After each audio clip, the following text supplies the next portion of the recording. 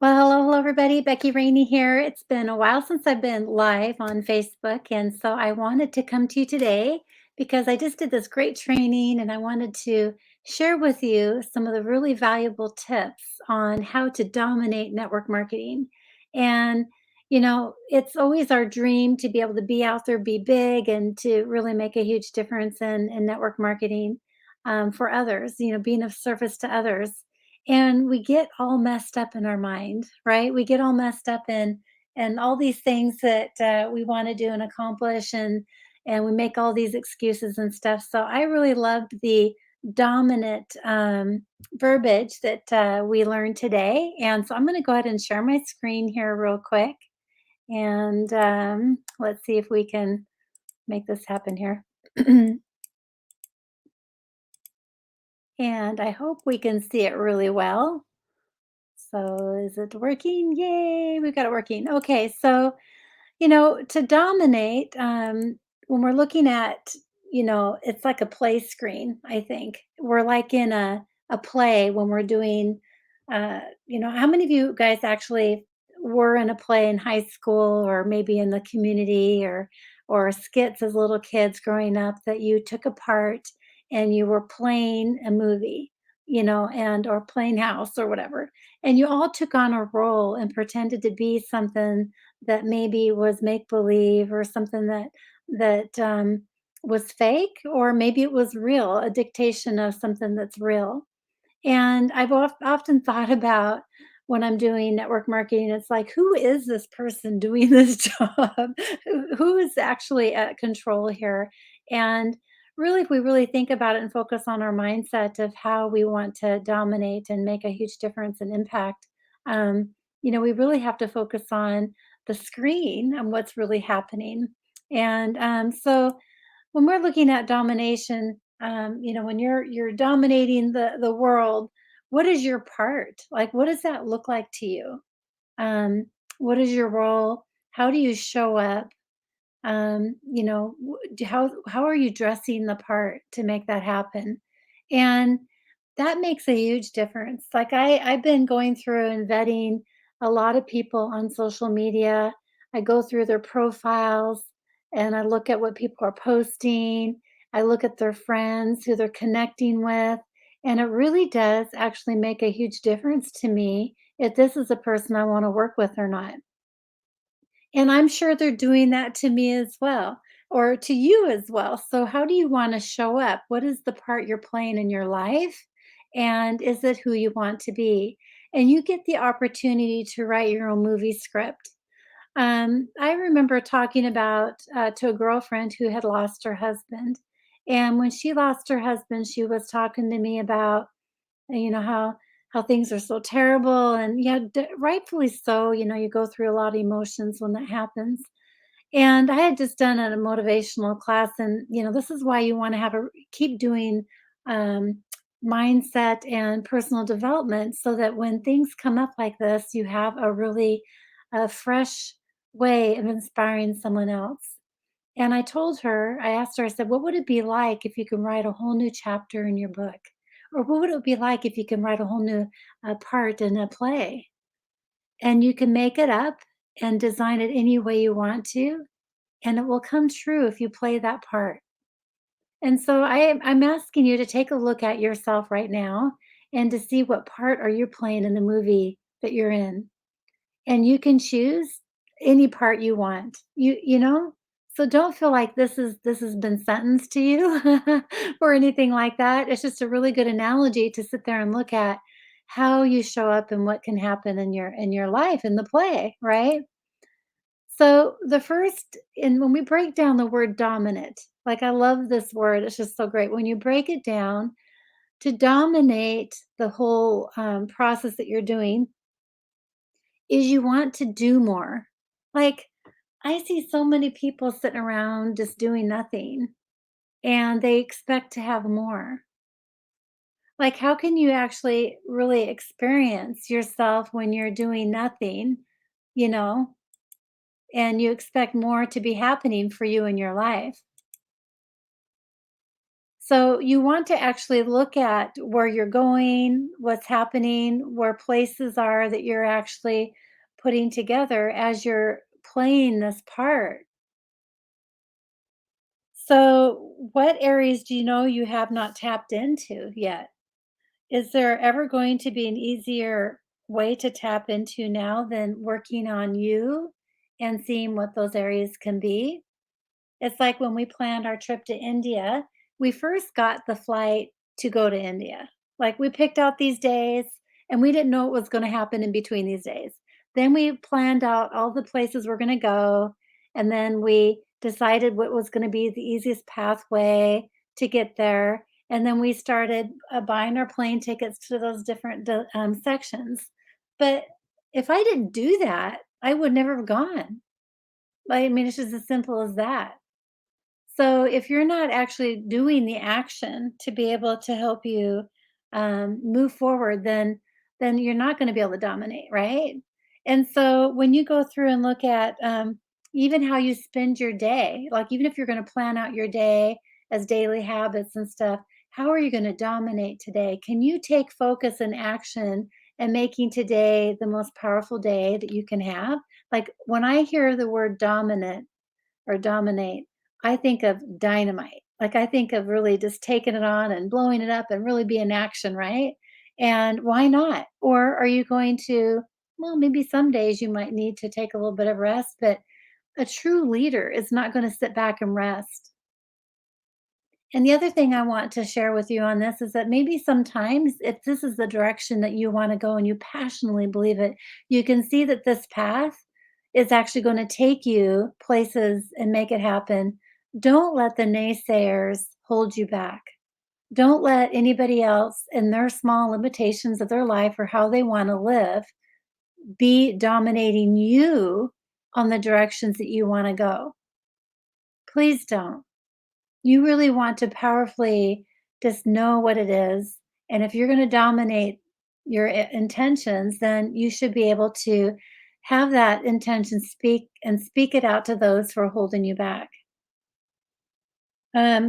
Sometimes it's easier too to actually do a 90-day plan, and you can go and plan out that whole 90 days and then work your way backwards to 30 days, and then what is going to happen in a week. And then even just taking it on and looking at it a 24-hour plan on what you're going to dominate today within that 24 hours. I even saw that the message could be broken up into 6-hour blocks, like maybe 6 hours of family, 6 hours of rest, and 6 hours with your network marketing, with your building your doTERRA business. And so, what are those plans and how are you going to do that? If you're working on 1 hour a day, what could it be for you to be able to focus on that 1 hour to be really intentional and making it happen for you, right?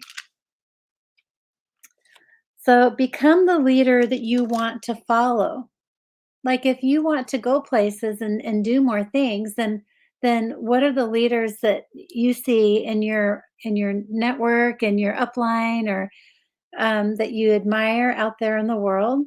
What are they doing? It amazes me when I look at, like, just for lack of a better example, like the president of the United States, like, they have every 5 minutes planned out.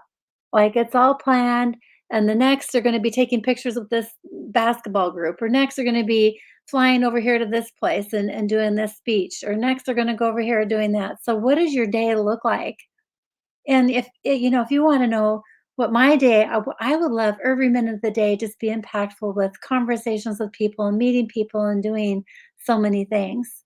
And so if I'm gonna dominate my network marketing business, then I need to be doing more and looking at how I'm spending my 10 minutes every day within a 24-hour or a 6-hour block, 24-hour day, 7 days a week, 30 days out of a month, and actually planning that plan. So to dominate, then the O then stands for overcome. A lot of people, when I was talking about all these things in the D, um, to overcome, you want to be in beast mode. Like when you look at people who are running, sprinting in track, and they're running really fast and they're in beast mode, like they're on, right? There's no fear of failure. There's no fear of rejection. There's no fear of judgment. And, really, they're not in that comfort zone of what is natural to you to do on a daily basis. So you really want to focus on a mindset. I remember when I ran hurdles in high school, I would sit there and visualize me with my legs going over each hurdle perfectly and the way my arms were moving to push me and to step under the as my leg goes over the hurdle, how am I going to step? And every little motion and breath that I was doing was actually in beast mode, like, I was focusing and doing that. So, overcoming all the fears that you have that hold you back. Now, a lot of people will look at you and go, they can see these fears right away. Like, they can read right through you. You may think that you're holding them back and that people can't see that, but it's happening because of the actions that you are taking or not taking, right? So, if you're not taking action, then how do you expect your downline to be doing action? So it's so powerful to be able to. So if you haven't taught a class yet, if you haven't got on Zoom and recorded a class yet, I challenge you that this would be the most probably painful thing if you've ever done, because the pain is going to be right in the mindset of just actually turning on the video and start talking. And then once you start talking, then actually things will just come together and you'll be like, why was I so afraid of that? I got that done in a half hour, but I've been waiting for a whole year to do something like that. Seriously, you guys, that if you wait for some like magic moment, you're going to wake up today and you feel just right, your energy's right, you look just right. If you're going to wait for that to happen, you're never going to make it work. So dominate through overcoming, be in beast mode, just do it. And so take a look. What is holding you back? Maybe there's childhood experiences that you had. Those childhood experiences could have been like maybe you asked somebody out on a date, or maybe you failed a homework assignment because you didn't understand it and you got laughed at. Whatever those things could be, what did you make that mean? And are you going to let a third grader or a 12-year-old in your mind hold you back as an adult in your adult life? And so being able to create beast mode or how you're gonna dominate, you have to overcome that. Just do it. Just people talk about just stepping in and making it happen. And I really believe that, our mind is our worst enemy here. And we overthink things. Seriously, things are so much easier than they really would really put in your mind thinking that they are. I watch many leaders over the years almost cry because they can't talk in front of somebody.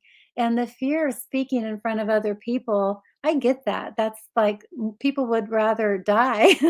They have less fear of death than they do of speaking in front of other people. And there's a lot of really great books and trainings and stuff that you can read to be able to help you overcome the fear of rejection, overcome the fear of judgment. And for me, like, I used to think, "Oh my gosh, I'm trying to compare myself to other people." Stop comparing. It's the thief of joy, and it doesn't have yourself, your authentic self come through. I want to see you. I want to see the beautiful you that you are, your goofy self, the imperfections that you are what make you authentic, and that makes what other people fall in love with you about, and I just love that. So, overcome these fears, you guys. And, the lack of your life, if you're living your life feeling like you're gonna be rejected, then therefore you will be rejected. But if you feel like you have no fear of rejection, then you will have the sky is your oyster, right? You're gonna be able to be the movie star in everything that you do. Okay, so the next one is M. So M in dominant means map it out. Sit down and map out and realize what you really want out of your day, out of your week, out of your 30 days. When you go through and map it out again, like we talked about earlier, is you have to visualize it. You have to see what it will take to make it there. And you have to, like me running the hurdles, visualize every movement of every breath. And if there's areas that you see that you just can't do, so then you stop because you can't do that. No, where you want to really come out of this is being really creative. Like, what can you use and who do you know that actually can help you with that? Maybe you don't do the whole thing. Like maybe you plan the event, but you don't teach it. Maybe you do the inviting, but you don't teach it. Or maybe you teach it, but not do the inviting. That's what's so powerful about having teams is that you can use your skill sets to be able to map it out, plan accordingly, and move forward. I think that if you were to look at your calendar, and it should have, if depending on your goals, if you want to be diamond by convention, then you're going to want to really look at what it's going to take to do that, how many enrollments you're going to need, what kind of leaders you're going to have. And when you visualize it, that energy will flow and come towards you. If you don't visualize it and you're in that negative mindset with these fears of rejections that we talked about here, you're going to have this. So your mind takes where energy flows, where your mind goes is where the energy flows. And so when you're thinking about rejection, you will have rejection. When you're thinking about becoming diamond and you're visualizing it, then you'll become diamond. I was talking earlier today with our teams about making a dream board and actually sitting down and mapping out what it's going to look like. And I was looking at my dream board and I'm going to update it. I've got some new things I want to put on there and I'm totally ready for that to happen. And I want to enroll one person a day. What is it going to take? How many leads do I need to have that enrollment happen? And so if I need to have 100 leads to be able to get one enrollment out of that, and that seems to be what the answers are, then maybe I want to polish up my skill sets of working through to get those leads and looking at how I can plan accordingly. What's it going to take to make that happen? Also, with this, your consistency matters. When you're mapping it out, you don't get in the car and decide to take a left instead of the map saying right, right? You want to have integrity and be consistent with your schedule so people can count on you as well. It's not all about you. And for me, I'd have to say that that is my weakest point is actually being consistent. Like I want to every day do a Facebook Live. I want to do all these different things. And I do myself, I go through and I struggle with what people are going to be thinking of me. I think that's the worst one. And and the more I realize, the more I do Facebook Lives and the more screw ups I do and the more goofy stuff I do, that is my authentic self that people want to see and not the polished take 50, like if I did 50 different takes in this movie to finally get one right, it doesn't seem fun and natural anymore, right? Okay. Oops. Am I going the right way here? We want to now look at the I. So being intentional. Like when you are out there meeting with somebody, are you taking advantage of all the opportunity in front of you? Like every connection, every touch that you have with someone, what are you doing? Is that a lost opportunity or is it an actual advantage for you to be able to do? So if you um, are doing it different than your intention, then you're not following through with your results. So, what I mean by that is intention is part of being intentional, right? So, having your intention today, I'm going to go meet this person and they're going to enroll. At 3 o'clock, I'm going to go meet this person and we're going to talk about a wellness consult.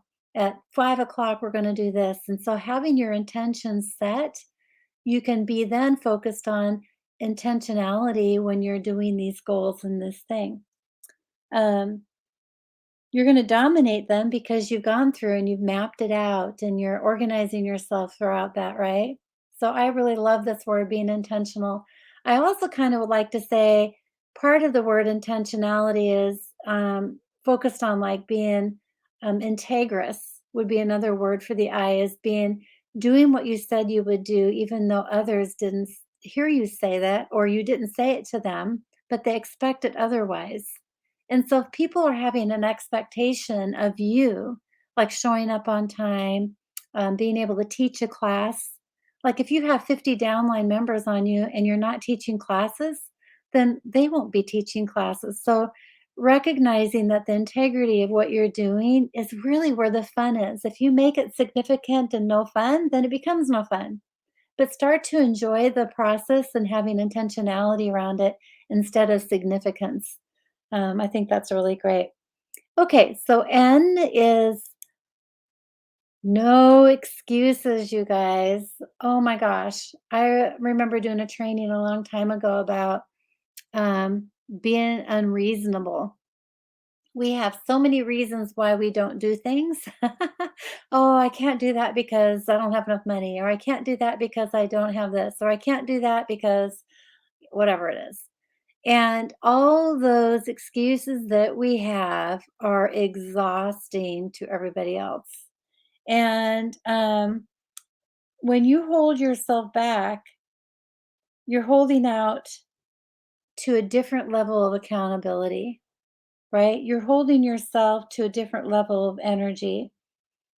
This season, you're going to have no excuses. Right now, you're going to play full out.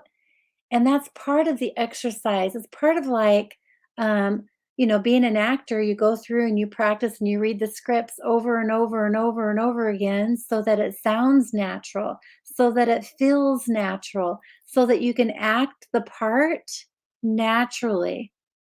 When you don't practice and you expect it to show up right, then you're not going to be able to be authentic. You're not going to feel comfortable. It's not going to be fun. And it's kind of like when I was in high school, I remember studying for tests and stuff, and oh, it just, the negative part of your mind talking about studying for tests, oh my gosh, oh, you can do it later. All the little things that these excuses come up in my mind. I swear I must have a whole committee of these excuses of people talking in my mind. Like, oh, Becky, you can't do that, or Becky, you're not smart enough, or Becky, you're not this. And you guys, just turn those off because it's bull. It's not true. And when you can hold yourself to a whole new level of accountability of like leaning in to being a diamond, what does it take to be an actual diamond? What does it take to be a double presidential diamond? Like what it took for those people to be that is exactly what I'm talking about here. They had to practice, they had to read the scripts over and over and over and over and over and over and over and over again until they got really good at it. They polished things like, "Oh, that didn't sound so good. I'm gonna try it this way next time." And they worked on it. They reviewed what they were doing so that that way, these excuses just don't come up, and you wanna execute no matter what. Do you think that the president one day, maybe of the United States or of whatever country, decides to say one day, "Well, I don't feel like it today. I" whatever excuse it is. No, that meeting is gonna show up no matter what.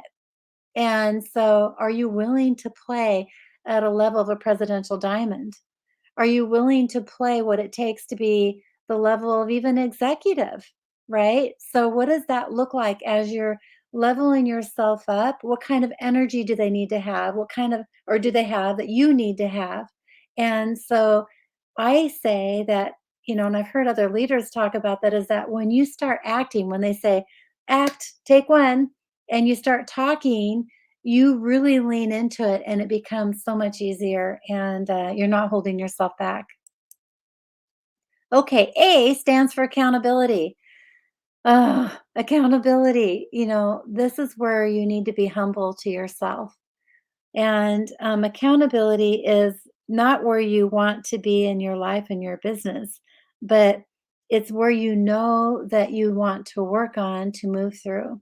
And when you have other people in your life that you're accountable to, then um, you're able to then move forward. So you're the solution, and only you can control you, right? So if you're not where you want to be in your business, then guess what? You are the problem. And the good thing is that you can overcome it.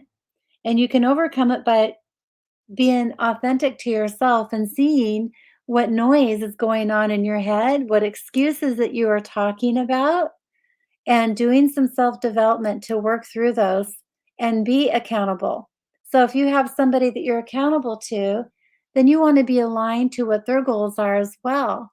Because if they only think, if they're going to say, nah, you don't need to worry about that, or oh, why would you worry? Why would you want to do that? They're not helping you be accountable. They're not helping you be your best self, right? So in reality, you really want to be able to up level what your conversations are and to give those conversations a powerful energy.